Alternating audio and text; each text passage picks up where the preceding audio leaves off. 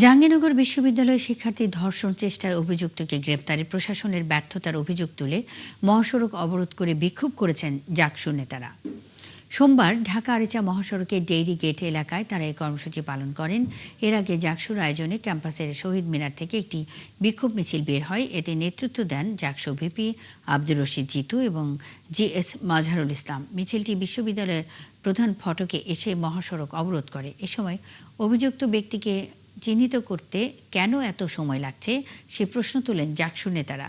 এজন্য আইনশৃঙ্খলা রক্ষাকারী বাহিনীর গাফিলতিকেও দায়ী করেন তারা। দাবিগুলো যে আসছে, প্রশাসন এই যে উশৃঙ্খল পরিবেশ তৈরি হচ্ছে, প্রশাসন এটা নিয়ন্ত্রণে সম্পূর্ণ ব্যর্থ হয়েছে। আমরা রাষ্ট্রের সর্বোচ্চ পর্যায়ে বার্তা দিতে চাই আমাদের আজকের এই মুভমেন্টের দ্বারা, যে এই বিচারের থেকে কোনোভাবেই কোনো প্রকার ষড়যন্ত্র, কোনো প্রকার ইন্ধন, কোনো প্রকার সামনে যে জুলাই হামলার বিচার আছে সেগুলো নিয়েও যদি কারো কোনো পরিকল্পনা থাকে, অপরিকল্পনা থাকে, সেগুলো কোনোভাবে বাস্তবায়ন হতে দেওয়া যাবে না।